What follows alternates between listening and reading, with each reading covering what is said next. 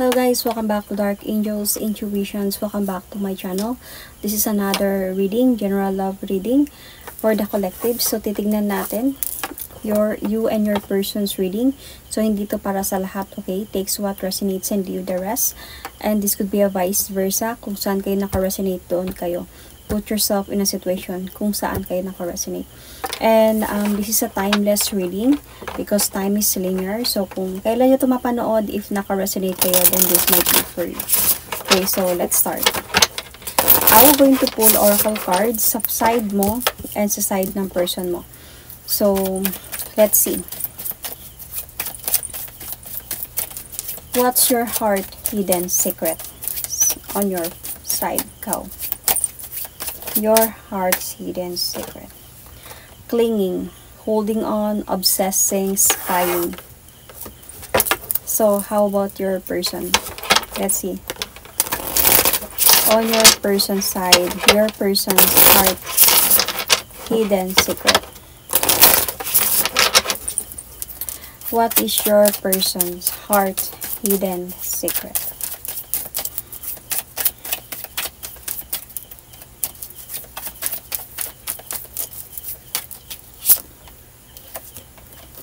Family, fertility, parenthood, pregnancy. Tayo dyan. Para nakukuha ko na yung yung reading. Anyway, let's see what is happening right now.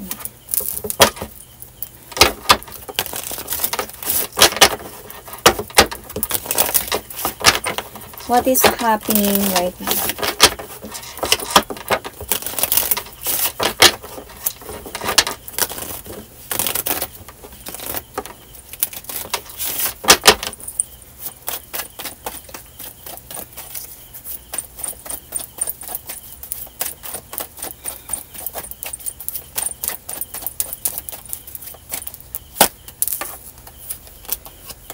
Clarity. Itong person mo, may tinatago siya sa'yo before. And nagkaroon to ng clarity sa'yo. May secret siya sa'yo before. Tapos nagkaroon to ng clarity sa'yo. And this person right now, nag-move forward siya towards someone else. And might be, this is not just someone else new, but someone, may binalikan siya na someone else. And right now, sa sitwasyon na meron kayo is naghiwalay kayong dalawa. Kasi nga may interference siya ng new beginning towards that. May binalikan siya, kumbaga. So, nagkaroon to ng clarity sa'yo. Yet, andun sa point nga na feeling ko din dito is because priority niya yung family niya. So, possible yung tinatago niya sa'yo is hindi ito sila hiwalay. So, sila pa din nito while kayo pa. Or either, nagkabalikan to sila nung kayo pa. And then, may nangyari ulit sa kanila and baka may nabuo sa pangyayaring yon. So, tinago niya to sa'yo. Hanggang sa siguro nagkagulo na, hindi na kinaya, nagkaroon na talaga dito ng aminan or nagkaroon ng clarity. So, yun.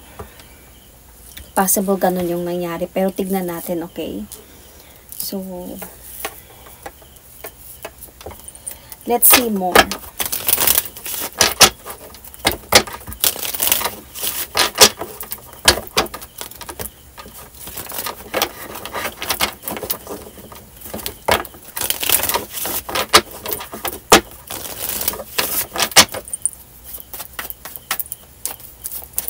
Clinging, holding on, obsessing, spying.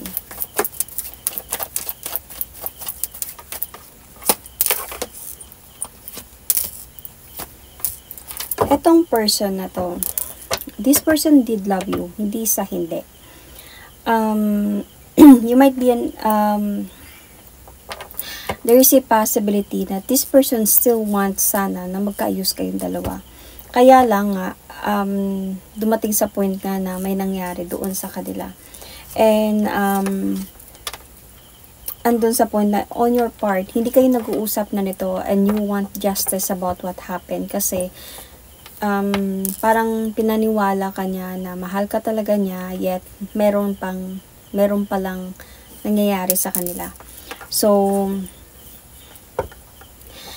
kaya might be you are observing, might be you are spying, you are gathering information, you are stalking, and mahirapan ka, kumbaga, mahirap sa'yo makamove on, masakit sa'yo yung mga nangyari dito. Kasi nakaramdam ka ng parang, it's so unfair na tinago mo to sa akin na alam mo mahal kita. Alam mo na gusto ko lang naman sana na sumaya tayong dalawa. And alam mong mahal kita, naniniwala ko sa pagmamahal mo sa akin na akala ko masaya tayo, okay tayo at mahal mo ako. Kaya ngayon parang puno ka ng parang nag-overthink ka masyado and na-stress ka sa mga nangyayari dahil sa nangyayari sa kanila din. So, let's see on your part, on your person's part, bakit ito may pregnancy, parenthood, fertility. So, tignan natin kung tama yung nakita ko dito na nabuntis nga niya to.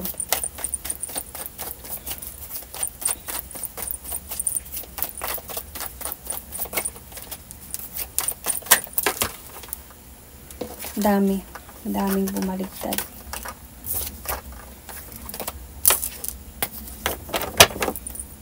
Fertility, parenthood, pregnancy, family.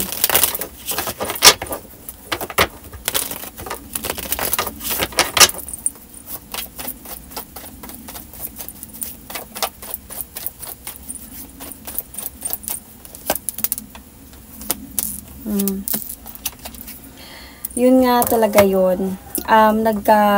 Nagkabati sila ulit nito. Kumbaga, ex to sila and alam mo to, nawala na sila. And then, yun yung sinabi niya sa'yo, nawala na sila. Pero, without you knowing it, na nagkabalikan sila.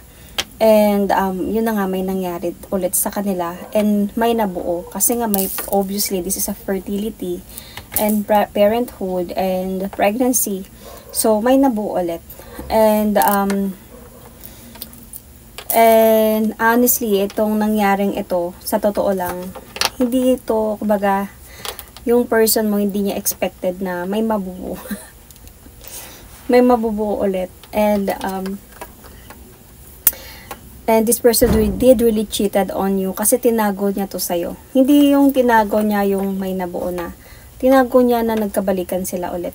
So, nung nagkabalikan sila ulit, tinago niya sa'yo. So, pinagsabay niya kayo, in a way, pinagsabay niya kayong dalawa. So, nag-offer kasi talaga siya dito ng love again. Parang gumawa siya ng action na medyo, you know, and ang ano lang niya talaga dito is hindi niya expect na mabubuo. May mabubuo. So, nalaman mo to kasi may clarity dito eh. So, nalaman mo to. And dito ka, siyempre nasaktan ka talaga dito. Hindi mo expect na mangyayari to. Kaya, sa point na siya, doon na sa point na nagbago siya. Medyo, noon doon ka na parang nagkakaroon ng suspect na bakit siya nagbago, anong meron, anong pagbabago niya, bakit anong nangyari. So, doon ka na nag-spy, doon ka na nag-observe, parang doon ka na naging clingy in a way na palagi ka nang nagtatanong, palagi ka nang nag-obserba, nag-stalk, doon mo nalaman yung totoo. So, ano ba talaga yung nararamdaman ng person mo para sa'yo?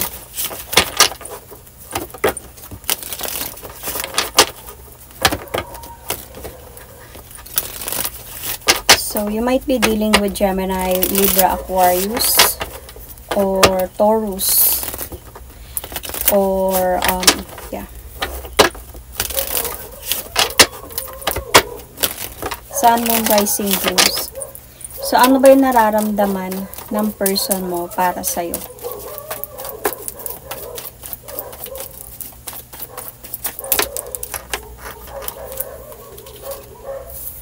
So, nandito nga, lumabo talaga yung relasyon ninyo. Yun din yung feeling niya dito talaga na na makamove on ka from this na. Yun din naman feeling niya sa'yo na feeling niya na you are already trying to move on na din sa mga nangyari. Kasi wala na kayong pag-uusap ngayon. Like, wala na kayong communication ng person na to. Kaya nga ramdam niya na talaga na wala na to.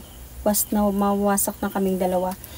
And, nag-iisip na din siya dito ng decision na siguro ito na talaga yung time na I need to have changes in my life na pagpatuloy ko na to dito kasi may nabuo na Either may nabuo na sila dati, may nabuo ulit, pwedeng ganun, pwedeng wala din.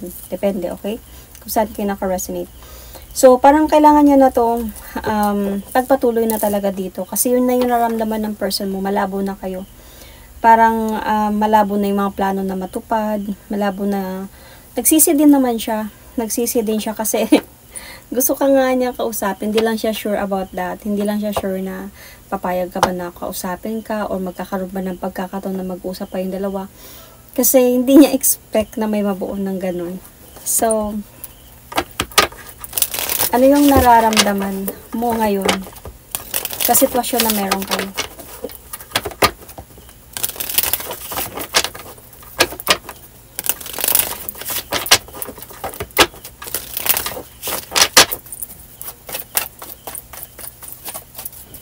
Ano yung nararamdaman mo sa sitwasyon na meron kayo ngayon?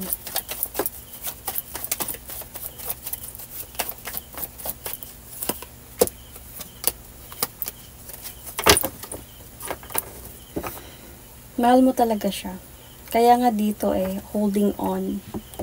Mahal mo talaga tong person na to and you want justice about what he did to you.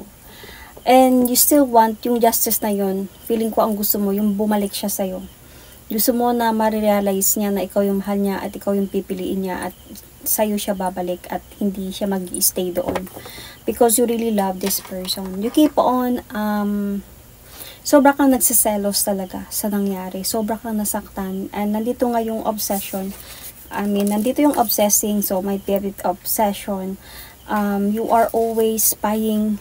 Could be always talking, ano nangyayari, anong ginagawa niya, or something like that. Kailan siya babalik sa'yo, babalik ba siya sa'yo, whatever, something like that. Because you really want na kayo yung magpakasal dito. Gusto mo talaga na kayo yung magkaroon ng future together. Na kayo na yung magkatuluyan balang araw. And yun yung gusto mong mangyari talaga. Kaya sobrang mahal mo talaga itong person na to sa nangyari.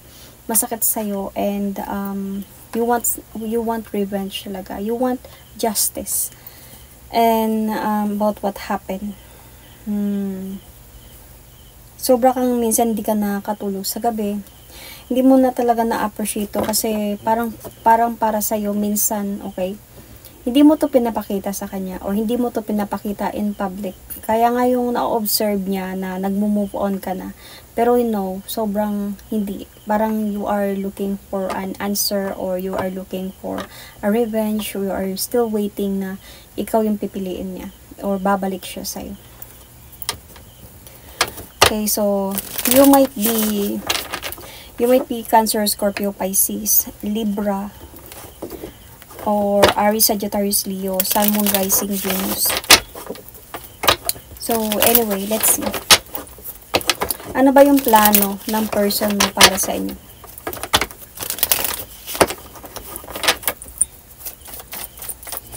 You might also be dealing with Aquarius, or you might have Aquarius in your chart. Gemini also is here. Pisces. Anyway, ano yung plano ng person mo para sa inyo? May plano pa ba siya?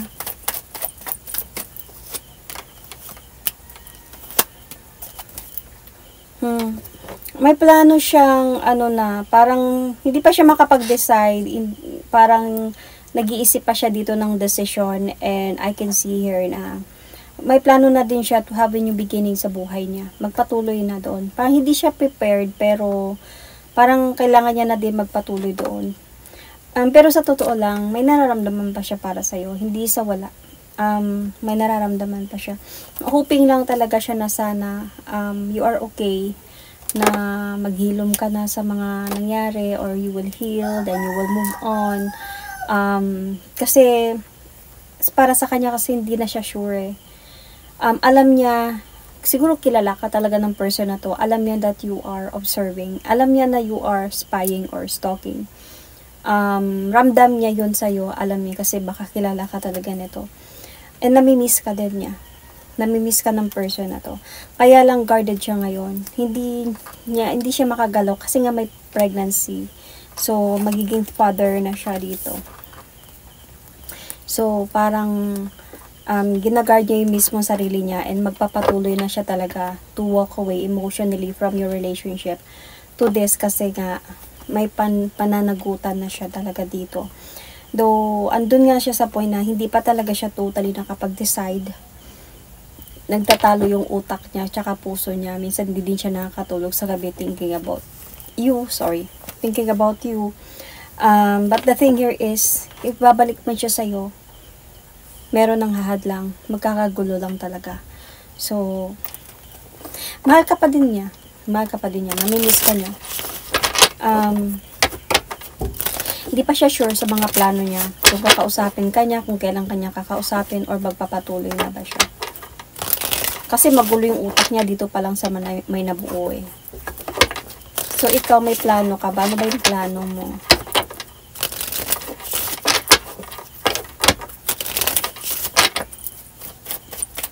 Anong plano mo sa sitwasyon na to? Sa mga nangyayaring ito?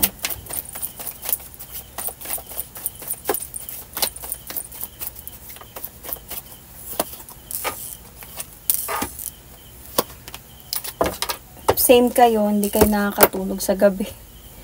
Sa kakaisip about this. You really still want talaga na yung plano mo na magkaayos kayo ulit. Na magkaroon kayo ulit ng balance connection. Mabalik yung harmony ng pagmamahal ninyo. Kaya lang nako-confuse ka whether to fight or not. Nako-confuse ka dito na whether this person is willing to fight with you or not. Willing to win you or not. So, dun ka medyo parang iniisip mo dito na kung lalaban ako, ipaglaban ko yung pagmamahal namin, lalaban ba siya na kasama ko? Ako ba yung pipiliin niya? Parang ganun yung iniisip mo dito. So, yun yung plano mo sana talaga. Pero hindi ka pa sure about that. Hindi ka pa sure. Hinihintay mo lang talaga itong person na to na kausapin ka at magpatuloy sa'yo ulit or babalik sa'yo or kausapin ka man lang, balikan ka. Kasi naniniwala ka talaga na mahal niyo yung isa't isa. Namimiss mo din talaga siya. Ganon din naman siya sa'yo. So, kasi itong nangyari kasi with, ex na kasi talaga to.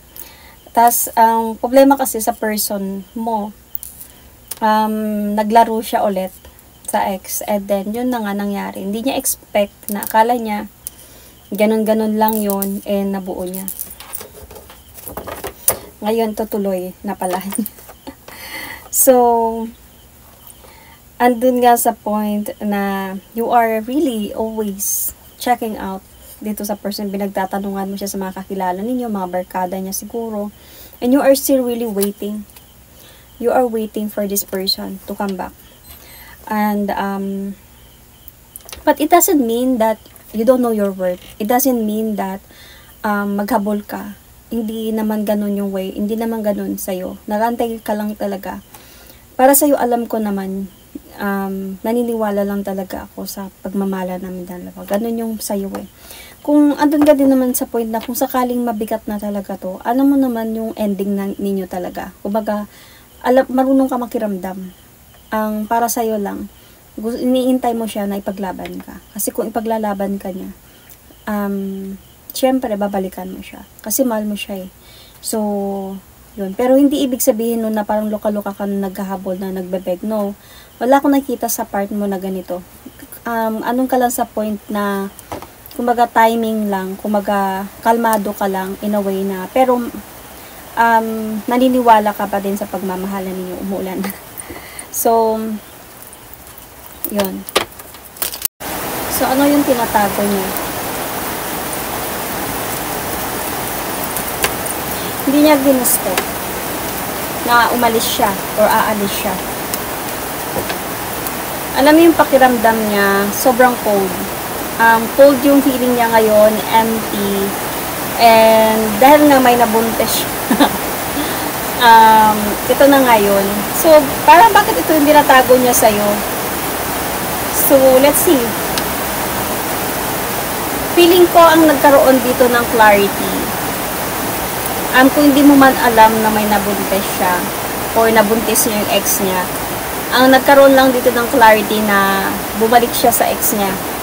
Siguro yun yung nagkaroon sa'yo ng clarity. Kasi ano yung tinatago niya? Yung yung pregnancy. So yun yung tinatago niya sa'yo.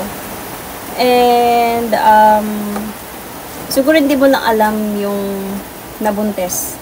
Siguro ang alam mo dito, bumalik sa ex. Yun. Pero may ganun na nangyari. Kasi this is a pregnancy card plus the oracle card here tells that pregnancy, fertility. So, nakaramdam siya dito talaga ng coldness, emptiness nung time na to. Hindi niya ginusto yung pag-alis niya sa relasyon ninyo. Labag sa loob niya yun. Kaya lang, yun nga, may baby na dito na nabubuo. So, parang alam niya na father na siya and kailangan niyang gawin tong responsibility na to. Though, nasaktan din talaga siya sa mga alam niya na he betrays you and he knows how much na nasaktan ka sa mga nangyari. But then this time, parang para sa kanya, namimiss ka man niya, pero kailangan na siguro talaga ng changes dito sa relationship ninyo. And naiipit siya talaga sa sitwasyon kasi nga gusto ka pa din niya ipaglaban. Kaya lang sa point na hindi niya alam kung paano, lalo na ngayon na merong naging father na siya or something. So feeling ko etong pregnancy na to, hindi to again. Ganito yung naramdaman ko. Ex niya to, girlfriend, then nagkaroon ng something ulit sa kanya, may nangyari sa kanila, and then nakabuo. Yun. Wala akong nakitang family kasi dito Wala din akong nakitang marriage. So, parang ganun. So, nalaman mo to na bumalik siya sa ex niya. Pero, siguro feeling ko yung pregnancy, hindi mo alam. Kaya pala, nag-aantay ka pa rin sa kanya. Kaya pala dito, is naniniwala ka pa din na bumalik siya. Kasi hindi mo pala alam na nakabuntis na siya. So, kaya nakikita ko dito sa feeling mo na naniniwala ka pa din na ayun, nalobat ako. Naniniwala ka pa din na babalik siya and naniniwala ka pa din sa pagmamahalan niya.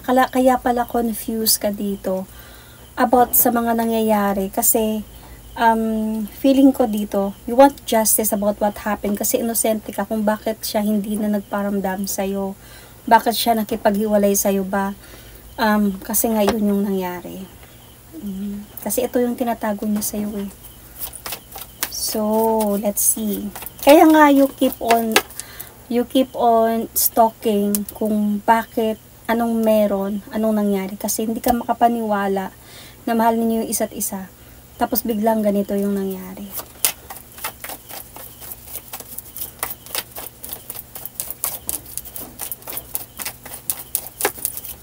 Diba? Pati ako di ko alam.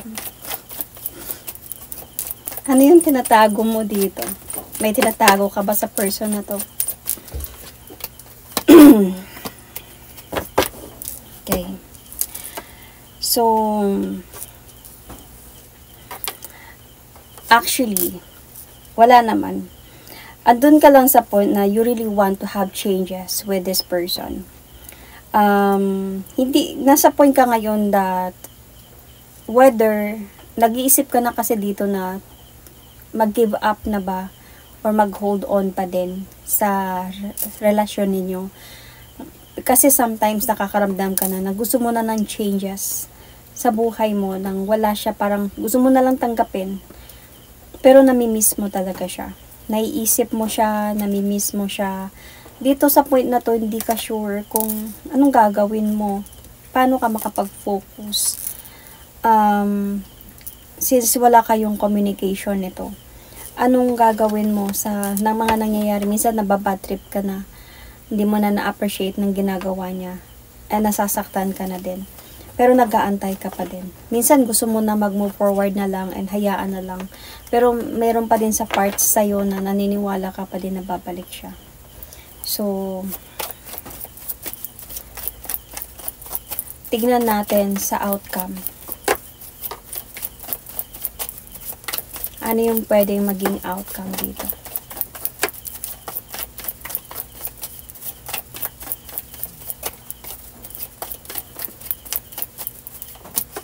You might also be dealing with Aries, Sun, Moon, Rising, Venus. Wala. Tuluyan na talaga siyang umaalis emotionally from your connection. Kasi, parang doon na siya magpatuloy. Parang rerespetuhin niya in a way na nagkaanak sila. And doon na siya magpapatuloy sa ex niya. Kasi nga meron nang nabuo. And andun kasi sa point, iniisip niya siguro dito kung babalik man siya sa'yo, may hahadlang na, tapos aabot sa point na lulukuhin ka lang pa rin niya. So parang iniisip niya dito, magpatuloy na lang ako doon. Siguro kakausapin ka din nito one day, in a way na bigyan ka ng clarity about ano ba talaga yung nangyari. One day, not now, later on, kung andun sa point na kaya mo na siyang harapin, kaya ka na niyang harapin. Sasabihin niya din sa'yo, bibigyan ka ng clarity ng person na to about sa katotohanan, kung bakit nangyari, bakit siya umalis ng ganun lang. So, I can see Gemini, Virgo, and Leo, Sun, Moon, Rising, Venus. So, that is my reading for you. Thank you and God bless.